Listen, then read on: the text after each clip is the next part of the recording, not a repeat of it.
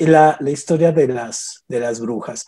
Entonces, la historia de las brujas es un tema que a mí me interesa sobremanera. He trabajado mucho el tema a través de cuestiones históricas y me interesa sobre todo porque manejamos algunas cuestiones como esta cuestión de fijarnos a través de la bruja a través del tiempo, ¿no? Es decir, cómo ha evolucionado el papel de la bruja, cómo ha pasado de ser una mera curandera a ser un personaje siniestro, a ser un personaje bello, incluso a veces hasta patético, ¿no? Y cómo lo ha retratado, por ejemplo, el arte, los historiadores, últimamente el cine, ¿no? Entonces, la variedad de tipología femenina que se ha desarrollado este género fantástico de la bruja, también ha creado un personaje significativo y por lo tanto vamos a tratar de hacer un recorrido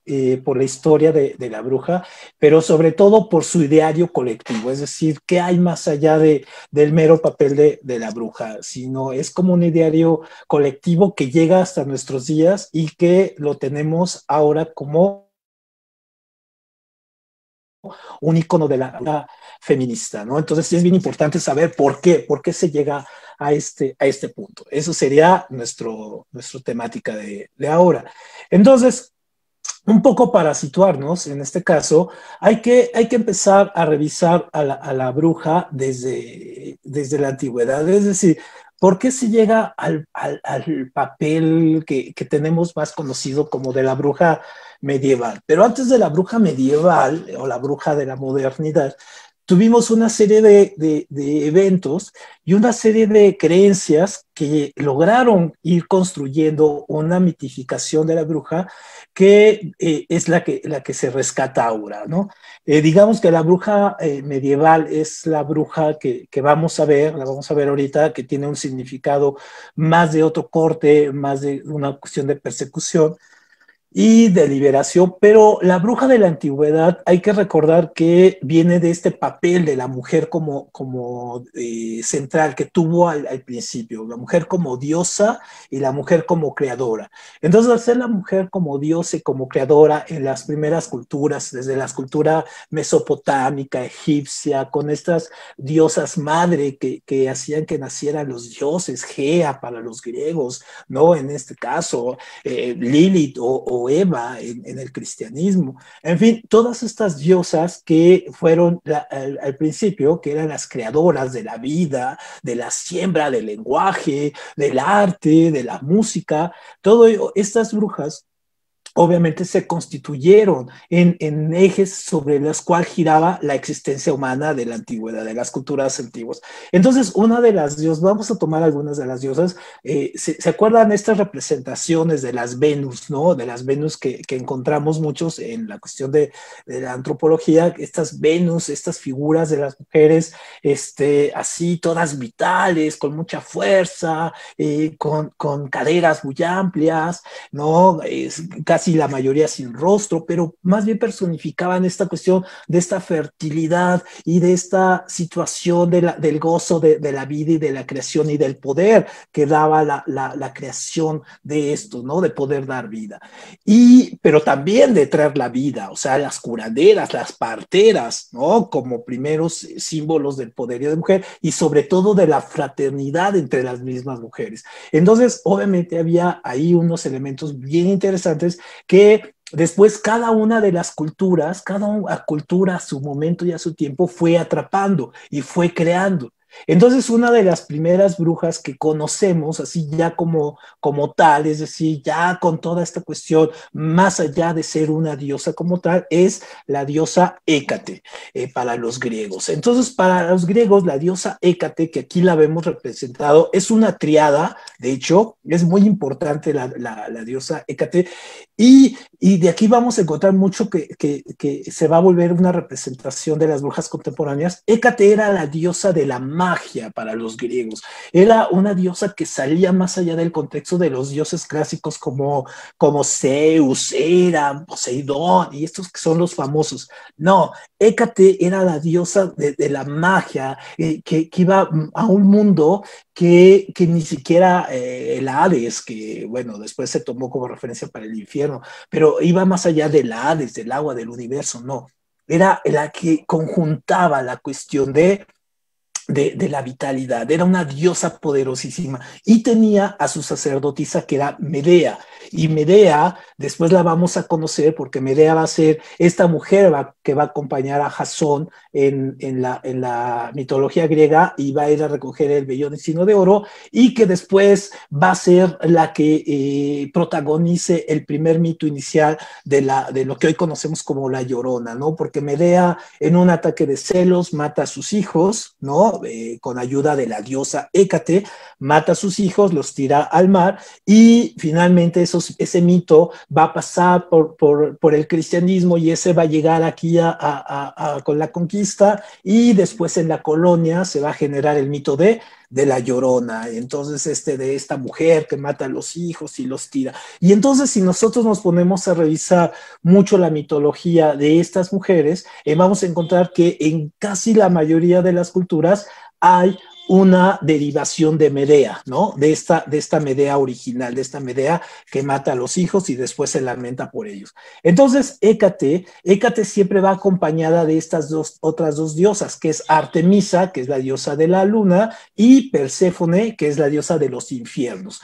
Entonces, estas tres diosas van en triada, siempre van juntas, siempre están aquí juntas, aquí las podemos ver, no sé si se ve aquí el cursor, aquí van, y esta representación que vemos aquí de las mujeres, esta es una representación de Durero, este pintor, que pinta a las tres mujeres, pero él las pinta con esta representación de estas mujeres como con mucha carne, seductoras, fuertes, fortificadas, pero pinta a estas tres mujeres, pero aparte pinta a Medea, ¿no? Junto a ellas, o sea, a las cuatro, ahí están estas cuatro mujeres, y esta representación obviamente va a ser muy polémica porque después le va a costar un poco la persecución a Durero por esta representación, ¿no? Era un poco un desafío a la religiosidad cristiana y protestante de la época. Pero la representación original es esta, ¿no? Es esta. Y obviamente esto va a dar pie a lo que tenemos ahora, en este caso a esta representación que se llama Wicca. La Wicca es la bruja moderna. Entonces la bruja moderna, en este caso, que es la derivación de Hécate, Perséfone y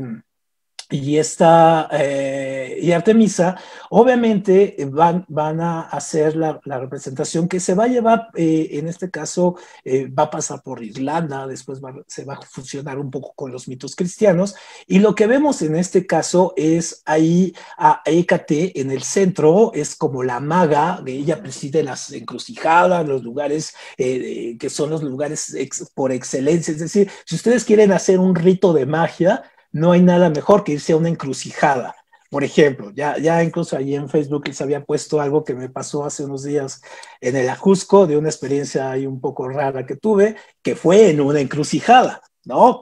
Precisamente, en un cruce de caminos. Entonces, ahí en estas estatuas o en esta representación, vemos siempre a esta mujer triple, que también representa las edades de la mujer, es decir, la mujer joven, la mujer madura y la mujer anciana, pero también representa, en este caso, la luna en sus tres estados, luna menguante, luna terminando y luna llena. Entonces, mucho la parte de los estilos de la mujer y los ciclos. Ustedes, mejor que yo, saben esa analogía que hay entre el ciclo lunar y el ciclo de la menstruación femenina. Entonces ahí está un poco mostrada. Entonces por eso Hécate en su versión Wicca es la máxima representación ahora. Digamos, es lo más contemporáneo que tenemos. Y es súper interesante ver ahora cómo ha derivado el mito, ¿no? El mito de Hécate. Pero otro gran mito antiguo que tenemos es uno muy interesante,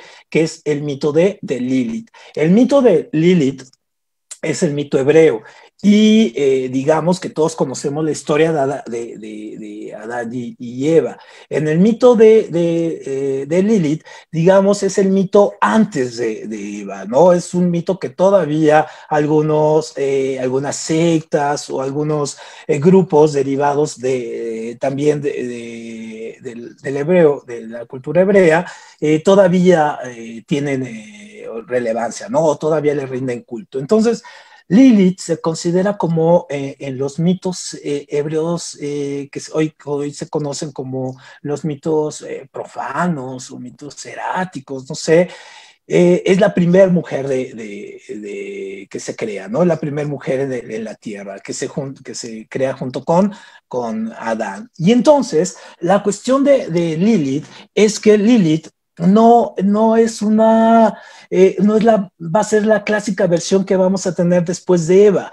¿no? Esta versión de Eva sumisa, dócil, creada de la costilla de Adán y todo este asunto. No, sino que Lilith es independiente, autónoma, tiene la misma vitalidad y la misma fuerza, en este caso, que tiene Adán. Entonces el mito cuenta que Lilith es expulsada del Edén porque se atrevió, tuvo el atrevimiento de pedirle a Adán que ella estuviera arriba cuando tenían intimidad, cuando tenían sexo. Entonces ella tuvo el atrevimiento de tomar la iniciativa y estar arriba.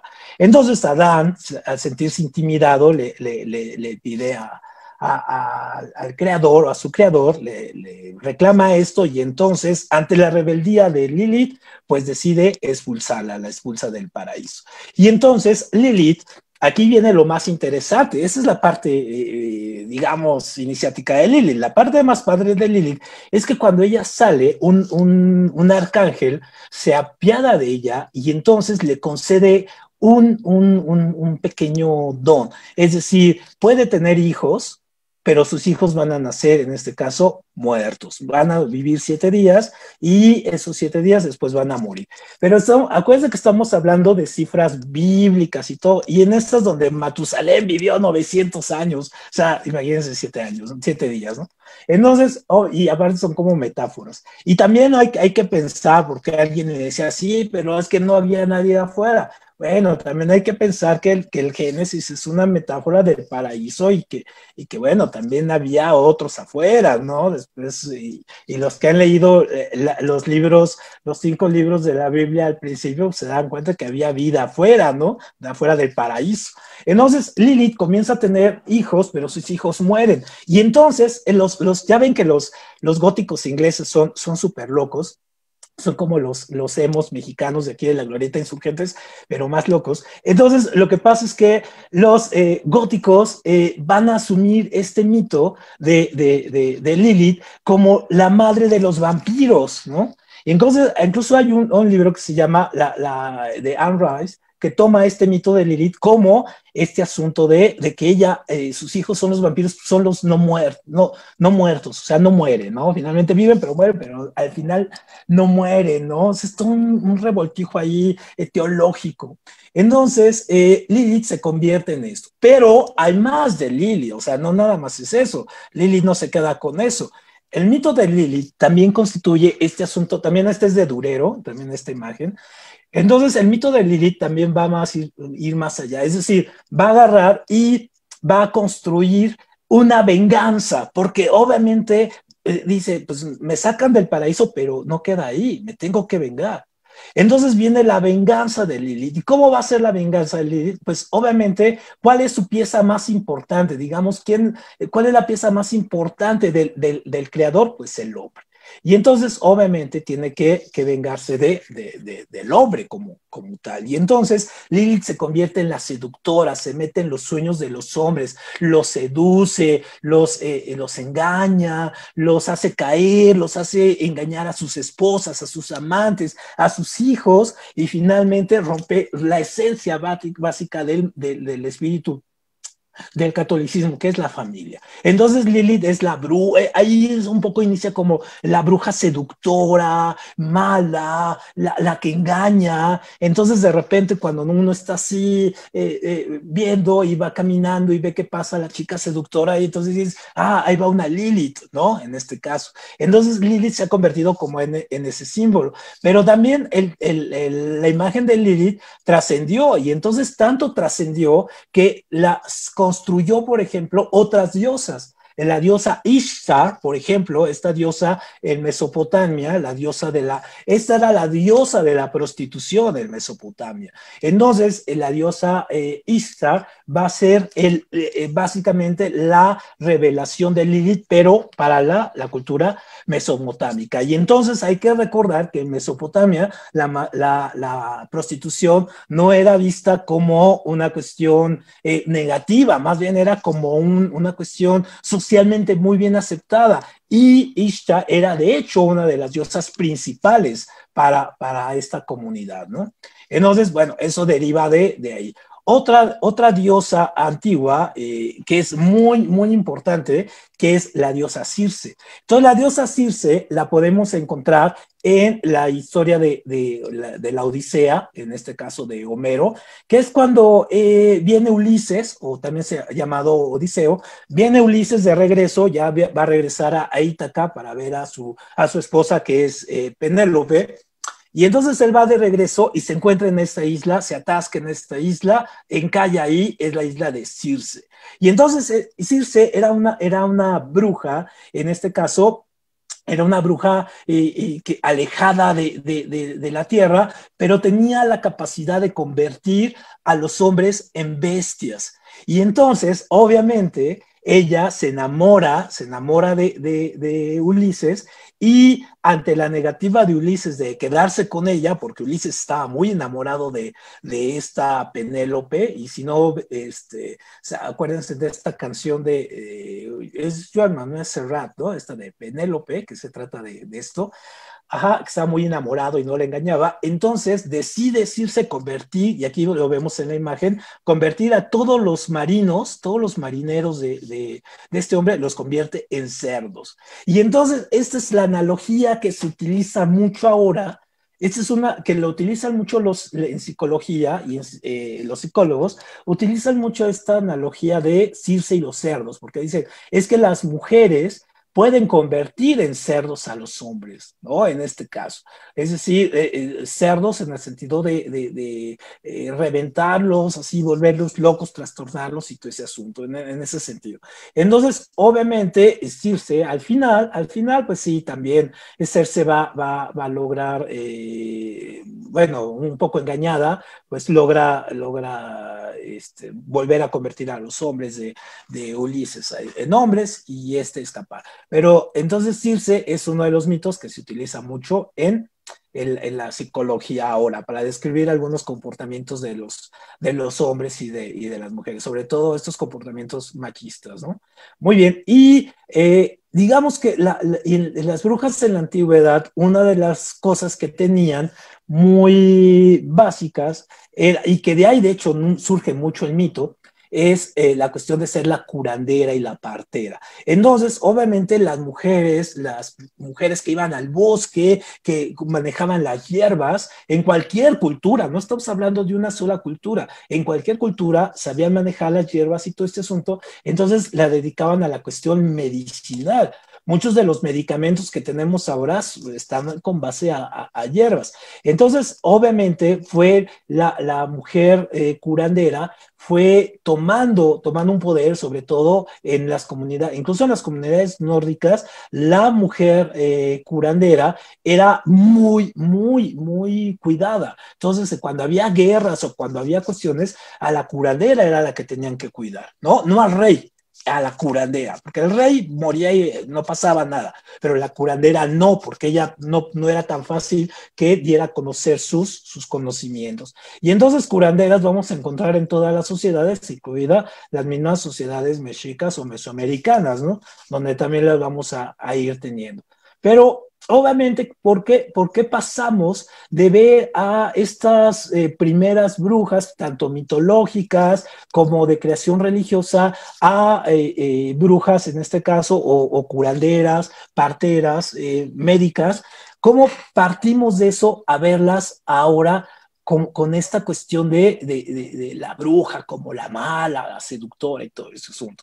Entonces hay un trasfondo ideológico en el asunto de que a las mujeres se les case por ser brujas, en este sentido, pues también en el sentido de que pues, por ser mujeres, ¿no? Porque curiosamente oímos hablar mucho de la historia de las brujas, pero muy pocas veces escuchamos hablar la historia de los brujos, ¿no? Muy pocas veces, ¿no? Es como una cuestión ahí que no, eso no se toca, o sea, sí es malo y todo, pues sí, pero no lo toques, ¿no? Entonces las mujeres, obviamente va a ser un asunto por ser mujeres que se les persigue, ¿no? Básicamente, no por brujas, sino por ser mujeres, ¿no? Es exacto, Graciela, exacto, como ahora, ¿no? Exactamente, o sea, es como ahora. ¿Sabes? Como prácticamente en este momento de la persecución es cuando inician los feminicidios, lo que podríamos llamar los feminicidios como tal, aunque eran masivos.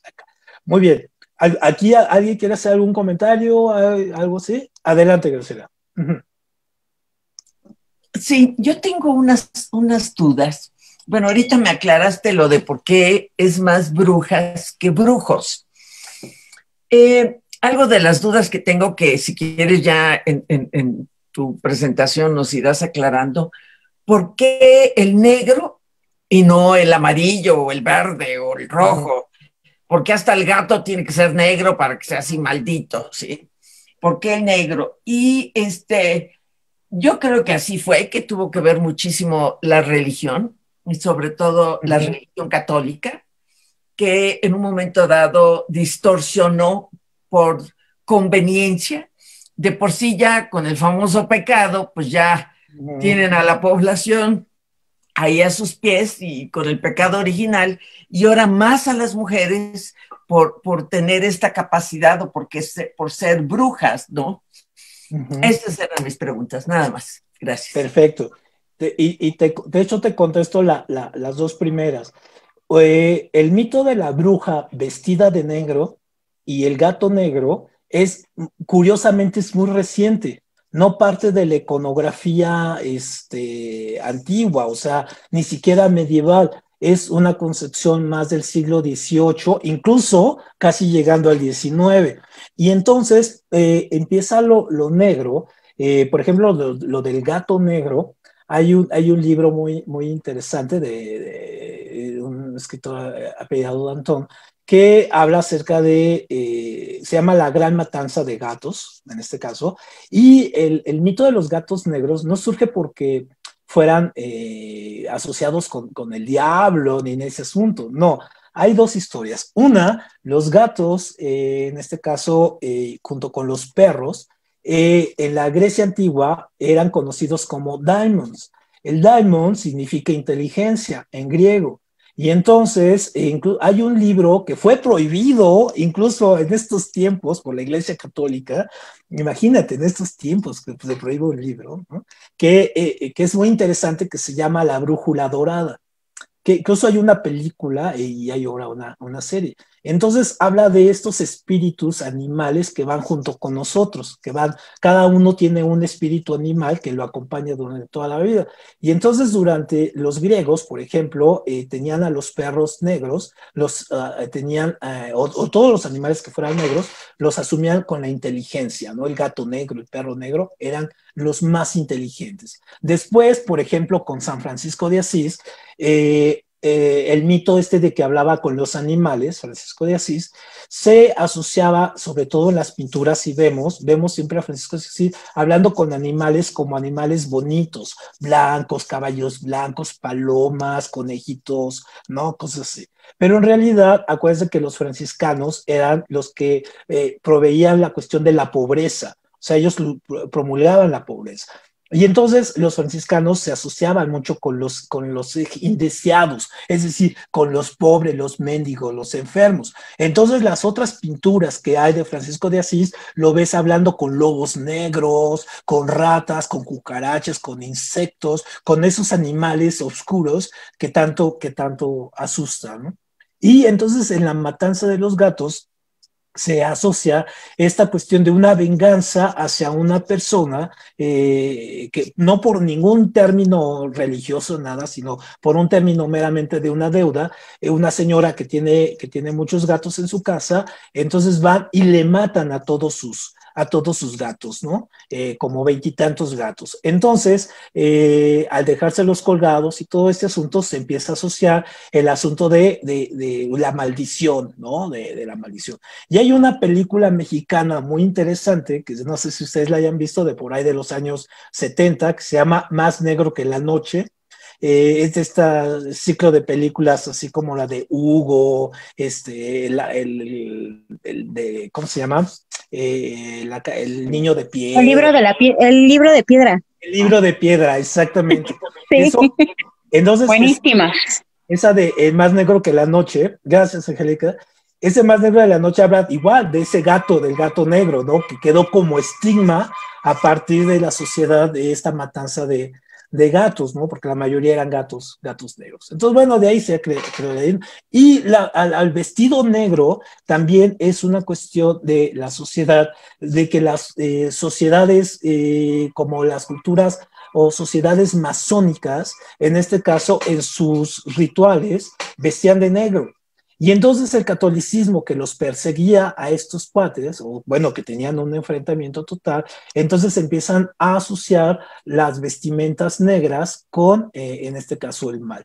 Y obviamente en las iconografías que más conocemos después, porque ni siquiera en los cuadros de Goya, vamos a ver vistas a las mujeres de negro, usualmente a las brujas, y ahorita vamos a hablar de ello, se les pintaba desnudas, no vestidas, ¿no? Entonces el negro es una sociedad que se le pone por esta sociedad que tenían con los rituales masónicos ocultos ahí que tenían, y querían asociarlos, ¿no? O sea, querían hacer como varias asociaciones para llevarse a todos juntos. Entonces es algo muy contemporáneo, ¿no? Digamos que tomando en cuenta los años de las brujas, ¿no? Aquí. Muy bien, entonces, ¿cuál es el origen ideológico? Bueno, primero hay que pensar, hay muchas cosas que hay que quitar. Primero, no fue, ni siquiera fueron los alemanes ni los españoles los que más quemaron mujeres. Los que más quemaron mujeres fueron los franceses, ¿no? La Inquisición francesa fue la que más mató. Ahora que los franceses se las dan de muy acá y que libertad, igualdad y fraternidad, no. O sea, realmente los franceses fueron los que mataron más mujeres en la hoguera, empezando con Juana de Arco, ¿no? Acuérdense, ¿no? O Juana de Orleans. Ni tampoco, otra cuestión, tampoco los católicos fueron los que más quemaron mujeres, fueron los protestantes, las religiones protestantes, en este caso los luteranos, calvinistas, adventistas y todo ese asunto. Y también se cuenta que más o menos fueron como unas 60,000, hay una discusión entre si fueron entre 60 o 300,000 las mujeres que murieron durante la Inquisición y el Santo Oficio, ¿no? Entonces sí murieron, se quemaban niños, hombres, mujeres, moriscos, judíos, pero lo que más fueron eran mujeres. Y ojo, esto es lo más importante, la mayoría, casi el 90% de las mujeres que se quemaron en la Inquisición eran judías, no eran tampoco de orden católico ni protestante, eran judías. ¿Y cuál es el origen ideológico de esto, de esta persecución? Pues era la cuestión de los bienes. Ahorita lo vamos a ver. Entonces, Una cuestión de la bruja es, aquí vemos algunos de los cuadros más importantes de la época y si se fijan, siempre el cuadro del medio es mucho más reciente, es un cuadro muy reciente, los otros dos cuadros son mucho más viejos, uno de Goya. Incluso hubo todo un proceso para pasar a las mujeres de sanadoras a envenenadoras, de consideradas malditas, novias del diablo, de que vivieran en lugares siniestros, aislados, ¿no? Entre ruinas y escombros. Y obviamente, pues, al ser el pueblo tan lleno de ignorancia en esta época y lleno de mitos, pues era fácil ubicar y meter estas tradiciones, ¿no? Y entonces también hay que ver que otro ingrediente que hubo para la persecución de mujeres fue el odio. El odio junto con la ignorancia pues crea fanáticos y entonces esto hizo también que el apoyo o la situación de la persecución de las mujeres pues tuviera mucho apoyo, ojo, apoyo de hombres y de mujeres, ¿no? Porque las iban y las apedreaban junto. Entonces, obviamente, esta transformación de las mujeres, pues sí, fue dándose a partir de crear una connotación negativa de la curandera, de la partera, a una cuestión connotativa, a una cuestión de connotación negativa. Y obviamente, pues esto se da con el cristianismo. ¿Por qué el cristianismo? Porque el cristianismo obviamente va a basar, bien, tiene 7 bases, sus 7 virtudes y sus 7 pecados. ¿No? Que son impuestos por el Papa Gregorio el 9, ¿no? En su bula Vox in Rama. Y entonces él pone estos 7 elementos, 7 virtudes y 7 pecados. Y el que no esté ahí, obviamente está en el pecado. Entonces también se crea el purgatorio. El purgatorio no viene en ninguna parte de las escrituras. O sea, el purgatorio es un invento del Papa, ¿no? Y entonces, obviamente, hay 2 elementos básicos. Por un lado, hay que perseguir al enemigo económico. ¿Quién es el enemigo económico? El judío, ¿no? Que es el que tiene la base. ¿Y cuál es el otro enemigo? La sexualidad.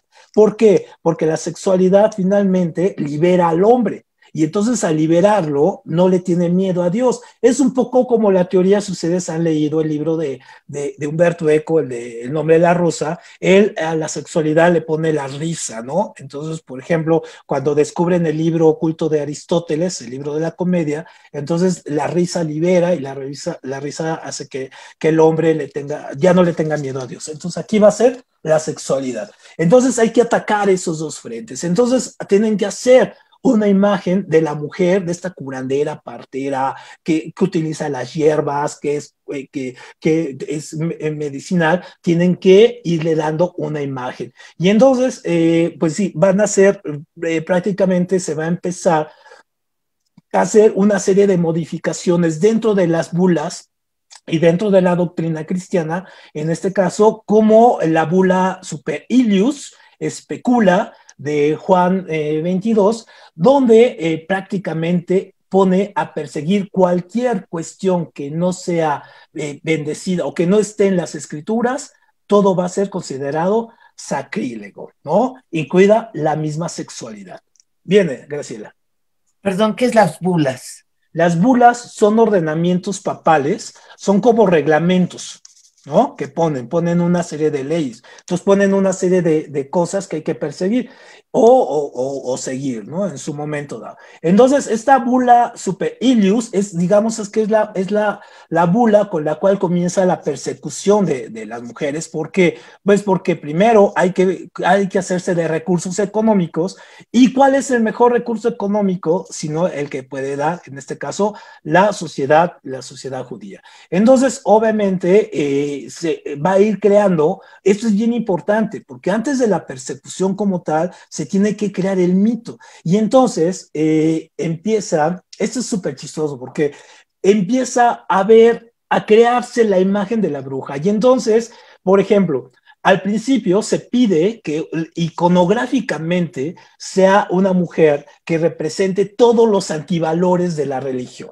Entonces los primeros pintores de la época lo que hacen, esto es muy, muy loco, pintan a mujeres así, súper seductoras, así, así, todas sexosas, así, muy bien, y el pelo y todo. Y entonces cuando se las presentan a los curas y a los padres de la iglesia, bueno, estos se espantan, ¿no? Dicen, no, pues al contrario, lo que queremos es crear la imagen opuesta. Entonces, esta imagen, pues, no se echa a perder. Pero al mismo tiempo que se está creando esta imagen, se está creando la imagen del diablo. Acuérdense que la imagen del diablo la toman del dios Pan, el dios Pan este que es el fauno, ¿no? Y toman, en este caso, textos de Zoroastro para ponerle la cuestión de la maldad y toman, en este caso, el Hades como representación del infierno. Es decir, el diablo como tal está con base a estas tres representaciones de culturas diferentes. A la bruja le hacen lo mismo. Entonces a la bruja la tienen que volver así fea, ¿no? Casi siempre la representan como una mujer anciana, decaída, en este caso, malévola, engañosa, totalmente con el caldero. Entonces el caldero era lo que, esto tiene una representación muy loco, porque el caldero era lo que utilizaba, ¿no? Por ejemplo, para hacer las pócimas, pero era lo que hacían los medicamentos, que hasta la fecha se utilizan, ¿no? Las brujas y las parteras de la actualidad lo siguen haciendo. Y entonces, pero también eran representaciones donde se preparaban cosas como el café. El café estaba perseguidísimo porque el café era una droga prohibida. Era como la marihuana el café en esta época. Entonces, obviamente, todo eso se tenía que hacer oculto y cuando los hombres llegan de la Edad Media y traen una serie de textos que se traen de Jerusalén, pero a la vez de Jerusalén son textos que han pasado por la India o vienen de China, y entonces imagínense cuando llegan estos textos que como el Kama Sutra, que lo conocen las mujeres y entonces las mujeres tienen que leer estos textos fuera de la casa y se tienen que ir a los bosques, ¿no? Y aparte traen las recetas que traen de Medio Oriente y se tienen que irlas a representar. Y ahí viene la representación de la bruja como estar en el bosque, ajá, así con el caldero y todo. Y la escoba, también la escoba, ojo, la escoba también es una representación contemporánea, también es del siglo XIX. La escoba es esta representación de la mujer, sobre todo en la época victoriana, la pintan, porque representaba como un falo, ¿no? Es decir, la mujer, la bruja como insatisfecha sexualmente todo el tiempo, entonces tiene que estar volando encima siempre de un falo, ¿no? Y entonces por eso pintan, pero ese es muy reciente, ¿eh? Ojo, también lo de la escoba. Entonces, creo que sí, por eso cuando vemos estos y a los niños no les puedes decir, oye, Harry Potter anda en su escoba, ¿no? Entonces, imagínate, o sea, sería un poco frustrante, ¿no? Choqueante para los niños, ¿no? Saber cuál es el origen de la escoba, del Kadish, de los Harry Potter y todo eso. Entonces, obviamente, se va transformando. Entonces, tienen que pintar a las mujeres diferentes. Entonces, siempre van a asociar a la mujer como obsesiva con el sexo, fea, ¿no? Y siempre seduciendo a los hombres. Y entonces, una vez que la empiezan a transformar, pasamos de ver a mujeres, por ejemplo, esta representación muy, muy contemporánea de la bruja contemporánea, así bastante, no sé, sexy, guapa y todo ese asunto, la vamos a ver como una mujer, como la veía la iglesia. Exactamente, como una mujer inferior, lasciva, llena de placeres, tendiente a la venganza, en este caso, y predispuesta a la brujería. Y entonces nos vamos a encontrar esto, ¿no? Entonces ya esta representación muy contemporánea, pero esta representación es ahí a San Antonio, ahí lo vemos en su eremita, y una mujer ahí presentándose junto a él, y si le ven, aquí tiene una abertura, no sé si puedan ver. A ver, déjenme ver. Me dicen si ven el icono el mouse. ¿Sí se ve la flechita? Sí, ¿verdad? Bueno, aquí se ve la mujer, en este caso, ay, otra vez, perdón. Aquí se ve, este es el diablo, es la mujer, y aquí tiene una apertura que es una vagina, ¿no? En este caso, tentando al santo. ¿no? Entonces, así se empieza a representar, digamos que esa va a ser la representación. Y entonces, obviamente, el que va a ser el creador de esta imagen de la bruja va a ser es un monje dominico que se llama Hans Nieder, y él es el que va a crear, a través de la mezcla de diferentes mitologías, voy a crear este personaje de la bruja como lo tenemos, ¿no? Entonces incluso toma historias de caníbales antiguas, historias de la India, historias celtas, historias romanas, historias griegas, para crear a la bruja. Y entonces ya cuando vemos nosotros así todos estos instrumentos, ahorita vamos a ver algunas tipologías, siempre asociamos a la bruja con estos, ¿no? Este pentagrama, y lo vemos ahí, y nos damos cuenta, después nos vamos a dar cuenta que los pentagramas más bien eran asociaciones a la diosa Venus, a la diosa de la belleza y a la diosa del amor, no una cuestión demoníaca, sino más bien es una cuestión del pentagrama, que desde las culturas mesopotámicas sabían y asociaban el pentagrama a Venus, no a la cuestión del diablo. Eso no tiene nada que ver, ¿no? Entonces, obviamente, sí, la bruja así seductora y hermosa, esa es un invento del siglo XX, ¿no? Esa bruja, ¿se acuerdan? La de una serie que se llamaba Hechicera o Encantada, ¿no? Que movía la nariz y todo ese asunto, o la iconografía de las películas de las brujas ahora, así de ver adolescentes con poderes mágicos invocando a Cthulhu y cosas así, ¿no? De hecho, Cthulhu ni siquiera es cristiano, es parte de otra onda de un libro de Lovecraft, ¿no?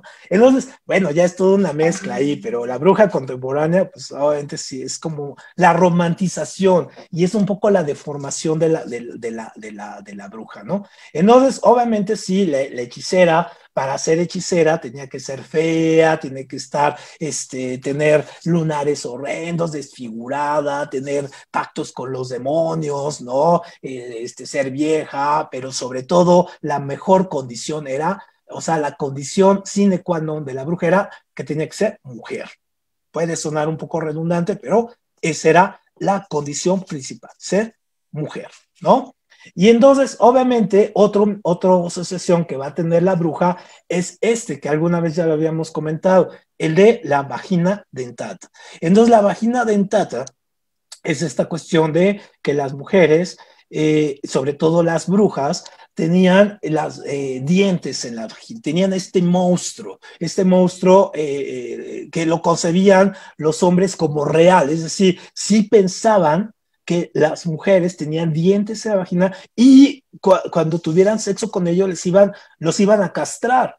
Entonces, ahora, si ustedes lo ven, es todo un proceso que los psicólogos lo toman para ver el síndrome de castración de los hombres. Es decir, porque hay hombres que no se pueden relacionar con las mujeres de una manera adecuada, ni sexualmente, pero, o sea, no nada más sexualmente, sino en todos los órdenes, porque tienen ese miedo a la castración. Y entonces el miedo a la sexualidad de la Iglesia Católica no es tanto un miedo, era más bien una restricción muy convenenciera, porque si los hombres tenían, en este caso, hijos, sobre todo los monjes iban a heredar, iban a dejar sus herencias a otros, ¿no? Y entonces al dejar sus herencias a otros, esas herencias, al no tener hijos, pues iban a dar a manos de la iglesia. Entonces comienza esta cuestión también impuesta, también en una bula, la cuestión de que los hombres, sobre todo los monjes, no puedan tener sexo, ¿no? Con las mujeres para que no puedan tener hijos. Y entonces se van quedando con el dinero que les toca a esos hijos, se lo queda la iglesia. Entonces es un miedo inducido. En ninguna parte de la Biblia, incluso hay un libro que se llama El Cantar de los Cantares, que es un libro erótico, ¿no? Muy padre, no vemos una referencia donde nos diga que la sexualidad es mala, ¿no?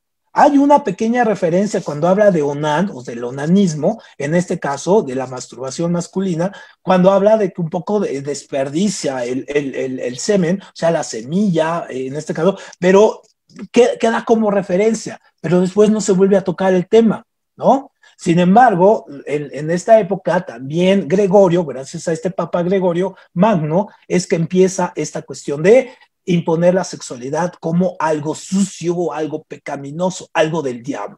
Y entonces los hombres, ojo, pero aquí viene algo muy interesante. O sea, los hombres no tienen sexo con las mujeres porque tienen vagina dentate y les van a cortar, pero sí pueden tener sexo con hombres, ¿no? Porque no, como no tienen vagina dentate, entonces no pasa nada. Entonces, obviamente, las historias de homosexualidad y sexo entre monjes, pues son, pero variadas y son muchísimas, ¿no? Entonces, por un lado, este deseo sexual de las mujeres, de limitarlo y crearles el lado negativo, hasta la fecha persiste, ¿no? Persiste mucho en la cuestión de muchas mujeres no pueden ejercer una sexualidad muy libre o poderosa. ¿Por qué? Porque tienen miedo, en este caso, a la reacción de los hombres. Y al mismo tiempo los hombres, en este caso también, los hombres no se relacionan con mujeres inteligentes, ¿no? Les cuesta mucho trabajo a muchos hombres relacionarse con mujeres inteligentes, poderosas, independientes, todo, porque sienten que los van a castrar.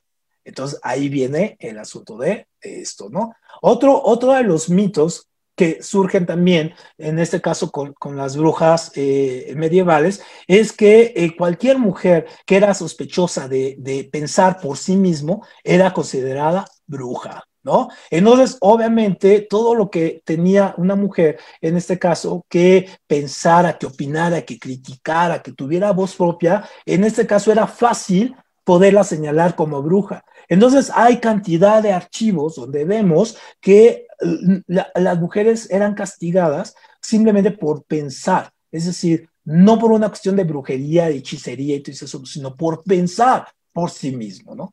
Entonces, obviamente, mucho del estigma se crea. Y el libro que fundamenta todo eso, incluso luego les voy a contar una historia que me pasó con este libro, es ¿no? El Malleus Maleficarum. Ese es el libro de libros, o también se llama Martillo de las Brujas. Y entonces este Martillo de las Brujas es un libro escrito por un monje alemán donde pone todas las características de las brujas. Es decir, el autor se llama Henry Kremer y nos pone todo cómo debe ser una bruja y cómo deben castigarlas. Entonces, no nada más es por qué eres una bruja, sino cómo se te debe de castigar, cuáles son tus pactos. Las miradas, por ejemplo, eran castigadas, las miradas de una bruja, el vestido. Si el Malleus Maleficarum nos dice que si una mujer gemía mientras tenía sexo, ya era bruja, por ejemplo. O sea, imagínense la represión que había, ¿no? Si una mujer le preparaba un platillo al esposo, un platillo de comer, que no fuera de gusto del esposo, podía ser castigada por bruja, porque lo estaba embrujando, ¿no? Le estaba dando cosas. Si una mujer era encontrada masturbándose, era, directo, o sea, pero directo, ¿no? Porque era inducida por el diablo. Era ya esto. Entonces, obviamente, este libro es el libro lo siguen vendiendo. O sea, es como el de Mi lucha de Hitler.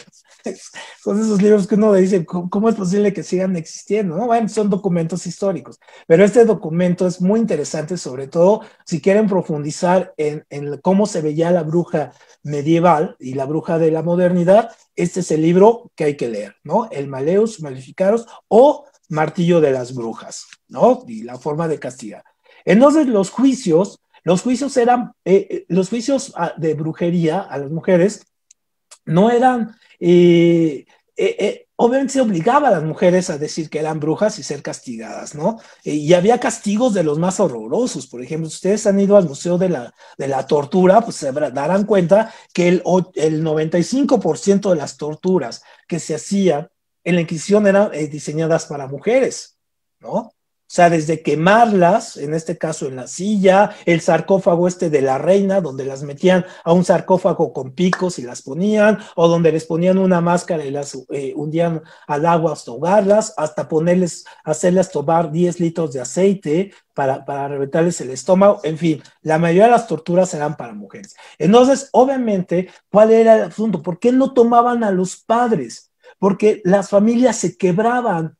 Entonces tomaban a la madre judía, por ejemplo, la torturaban, y entonces para que ya no lo torturaran, los familiares judíos cedían sus bienes. Y entonces al padre no, porque al padre decía, no, pues que se muera, no pasa nada, él es el padre, ¿no? Ese es su papel, el sacrificio. La mujer no. La madre es otro contexto, habría que salvar a la madre. Entonces los juicios se hacían exprofeso, se ponían a los familiares en primera fila para quebrarlos, ¿no? Mediante que ellos vieran la tortura de la madre o de la esposa. O sea, imagínense eso, la tortura psicológica que había, ¿no? Entonces era un poco por ahí. Entonces, obviamente, por ejemplo, en Alemania, algunas mujeres eran sumergidas en baños de ácido, en España las hacían tragar, en este caso, 2 veces su peso en aceite. Bueno, eran tremendos estos tipos, ¿no? Entonces, sí, la quema de las brujas ya era lo último, ¿no? Era como el último paso. Entonces se hacían quemas masivas, ¿no? Aunque también se quemaron muchos hombres, pero los tribunales del Santo Oficio, pues bueno, incluso aquí en la Ciudad de México se quemaron. Aquí se quemaban ahí en la Alameda, y en donde está Santo Domingo. Pero curiosamente, era muy chistoso porque curiosamente aquí no se quemaron tantas personas como se piensa.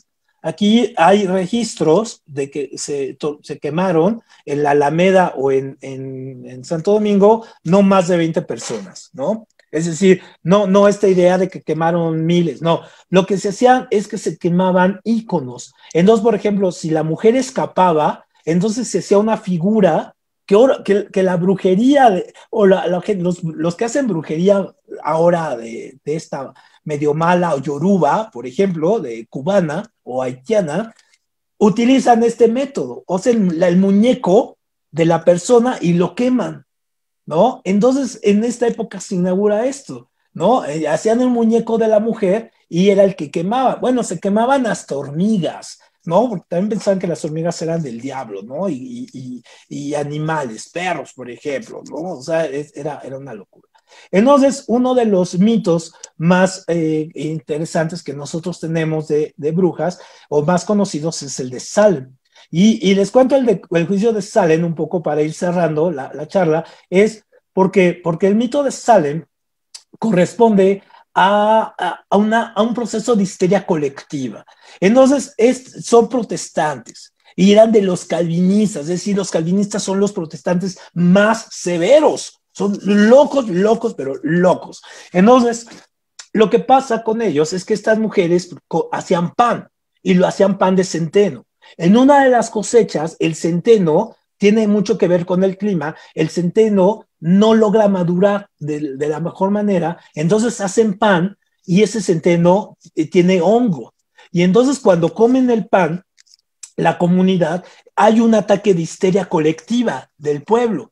Y entonces estas mujeres son aproximadamente unas 100 mujeres que se dedicaban a esto, son acusadas de conspirar contra la comunidad, ¿no?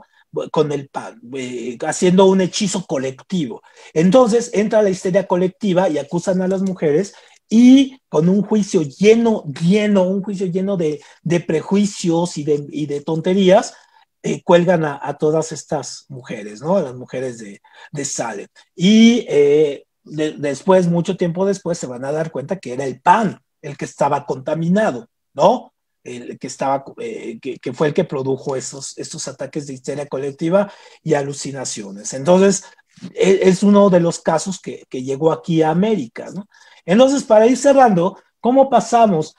Un poco la bruja seductora, esta bruja, obviamente es la bruja que se opone a la estructura patriarcal de la sociedad que tenemos, ¿no? Entonces la bruja como tal va a ser, este es un miedo que le tiene mucho a la Iglesia Católica y el conservadurismo. Entre más sexual sea una mujer, es más poderosa y por lo tanto se le tiene más miedo y por lo tanto se le asocia a la brujería.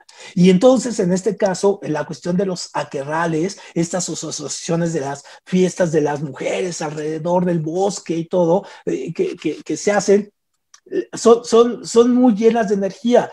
Solo para que tengan una idea, todavía se hacen. O sea, cada año se hace un aquelarre impresionante, son como 1,000 mujeres que se van ahí a Teotihuacán en una época donde está el sol, ¿no? Obviamente hay todo un pago por hacer esto y todo ese asunto. Es un campamento de 2 días. Imagínense la fuerza que hay, 1,000 mujeres danzando al mismo tiempo bajo la luna, ¿no? Ahí en Teotihuacán. Es una cosa impresionante, ¿no? Impresionante. Y se da mucho esto de los círculos del útero y de cursos de sanación de mujeres y todo, que toman un poco la base de este tipo de brujería. Entonces, obviamente, también los mitos, el mito de la bruja se ha quedado un poco asociado a estos mitos de Disney. Ahora que ya salió Disney Plus, pues ahora lo van a ver más, ¿no? Estos mitos, cómo se han perpetuado. Es un estereotipo que también en psicología se utiliza para retomar ciertos síndromes. Por ejemplo, la Cenicienta y la madrastra, ¿no? O Maléfica y que es la madrastra. Entonces siempre son las brujas, ¿no? La mujer que busca no dejar de ser seductora y pelear contra otra inocente que le puede robar la seducción, la belleza y todo este asunto, ¿no? Entonces, todo este mito de la bruja así como super fashion y todo, ¿no? Muy, muy seductora, pues también es un icono muy industrial, muy de la época contemporánea, ¿no? Entonces, un poco la tipología de las brujas que vamos a ir viendo. Por ejemplo, tenemos la bruja, digamos que esta es como que la más leve, ¿no? La bruja vidente, la que ve el futuro, la que está alejada de la civilización, un poco siniestra, un poco fea, y la vamos a encontrar en los mitos griegos, ¿no? Que estas brujas que están ahí, que guían a Jasón o que guían a los héroes griegos, pero también lo vemos en las historias, por ejemplo, de Shakespeare.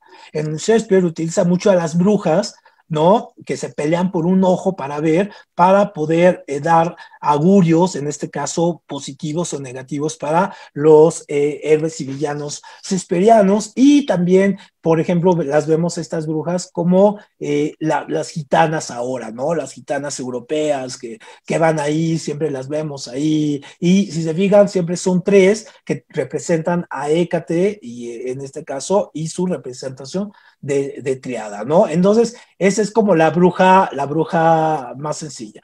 La otra bruja buena onda es la bruja, en este caso, la bruja partera, la bruja de curandera, que utiliza a la naturaleza, que está en conexión. Estas son las brujas Wicca, ¿no? Estas que están muy conectadas con la naturaleza, que hacen encantamientos, lo que se llama magia blanca, en este caso, y que si ustedes se dan una vuelta al mercado de Sonora, pues ahí encuentran, ¿no? Ahí encuentran a las brujas, y ahí entre ellas mismas, oh, esa es bruja negra, no, esa es bruja buena, y esto es así, ¿no? O sea, un día dense una vuelta ahí y es súper interesante ver cómo se relaciona. Y digamos, la otra tipología de bruja que tenemos es esta, ¿no? La bruja satánica, la bruja malísima, la que encanta, la que seduce, pero mata y se llena de sangre y habla con las cabras y todo. Entonces, les recomiendo mucho una película muy buena, se llama La Bruja. Es una película en blanco y negro y que retrata mucho los mitos de la bruja, sobre todo la bruja en en las colonias norteamericanas, ¿no? Cuando llegaron, pero es la suma de todos los mitos de las brujas. Entonces, por ejemplo, esta cuestión de que hablan con las cabras o la cabra como representación ahí, ¿no? Es súper interesante este tipo de bruja. Entonces, eso sería la bruja. Pero la bruja, digamos, la tradición, ya para cerrar, es esta, ¿no? La bruja como ícono. Entonces, les recomiendo mucho que vean una serie que se llama American Horror Story, o que es una, sobre todo esta de las brujas, y vemos en este caso el empoderamiento, es el ícono, es la representación. Entonces, las mujeres como brujas, pues han sido perseguidas, fueron perseguidas, como decíamos, perseguidas por ser mujeres, pero sobre todo por una cuestión de demostrar poder, ¿no? Del poderoso demostrar que él puede sometiendo al débil y pensando que la mujer es débil. Y entonces, por ejemplo, en esta serie, si la pueden ver, es muy interesante, es cómo estas mujeres, todas ellas, no se las voy a echar a perder, pero vamos a ver cómo es una transformación de mujeres completamente sumisas a mujeres totalmente poderosas, ¿no? Que se empoderan. Y ahora que hablamos mucho de esta palabra empoderamiento, entonces, por ejemplo, cuando vemos esto, ¿no? Cuando vemos este tipo de letreros, por ejemplo, ¿no? En las luchas o en las protestas feministas, por ejemplo, a mí sí me llama mucho la atención ¿no? Es de que somos las nietas de las brujas que no pudiste quemar. Porque, y de hecho las brujas se han vuelto un ícono para los movimientos feministas de ahora.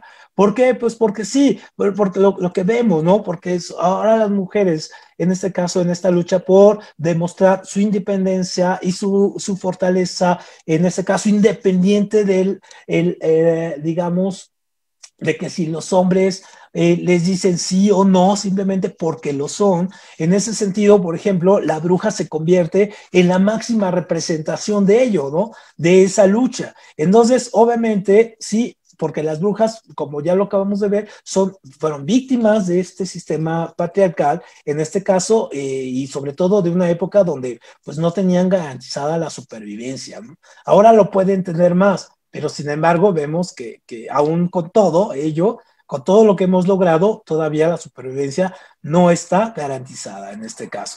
Y entonces, ver cómo esta transformación del ícono de esta lucha o de estas mujeres se ha convertido ahora en un ícono que unifica y que sobre todo fortalece, pues obviamente sí hay un gran paso y podemos ver ahí cómo finalmente trascendió el tiempo, ¿no? Trascendió el tiempo la parte de la bruja, ¿no? Muy bien, y obviamente pues no tiene mucho que ver ahí con la cuestión satánica ni de ese asunto, sino más bien con un acto de poder y de determinación, ¿no? Muy bien, Graciela, ahí vas a comentar algo. Nada más otra vez, si nos das el nombre de la serie que dice American, Ajá. American ¿qué? American Horror History, o History, ¿no? History. Y la encuentras en Netflix también, o en cualquier plataforma. Es muy buena. Y esta parte de las brujas. Esta y la película, ahí les recomiendo dos películas, bueno, sobre brujas. Esta serie, una que se llama La Bruja, es en blanco y negro, esta película, La Bruja, y una que se llama Ansiedad, así se llama, o en inglés, ahorita te las pongo aquí. De hecho, se las voy a poner aquí en donde vamos a subir todos los materiales. Ahí les voy a subir los links para que las puedan ver. Y esta película de Ansiedad es increíblemente poderosa en el sentido de ver la lucha entre mujeres, es decir, de dos tipos de brujas que representan dos tipos de mujeres, ¿no? Las sumisas contra las fuertes. Es increíble esa película. Y todo enmarcado en una academia de danza de los años 80, ¿no? En este caso. En el Berlín, ya muy, en el Berlín casi a punto de caer el muro de Berlín, ¿no? Muy bien. Muy bien. ¿Algún comentario más? Mónica, Sara, Cassandra. Nada, no, bueno, solamente yo vi la de Jóvenes Brujas hace poquito y habla un poco de lo que decías, ¿no? De estos mitos, de el pentagrama, de que son 4 chicas, Sí. también abarca un poco como esto de onda del patriarcado, ¿no? O sea, una pelea entre ellas, bueno, la verdad no sé si la han visto y no se las quiero spoilear si la quieren ver, pero es como una pelea entre ellas y el malo, ¿no? El hombre, el que las ve débiles. Entonces, sí, es un poco lo que comentaste. Es un peliculón, de hecho, ¿eh? Es un Sí, peliculón sí. De los años 90. Y nada más una anécdota, me acuerdo que tuve unas alumnas, en esa época empezaba yo a dar clases y me acuerdo que llegaban con sus cinturones rojos y echando así como sus rituales, y yo acababa de ver la película y ellos se clavaron y me daban miedo, ¿no? Decían, no, estas sí están súper, súper, súper raras. Pero es un peliculón, véanla, Jóvenes Brujas. Y también está en Netflix, ¿no? También está ahí. Ujú. Sí, está muy buena.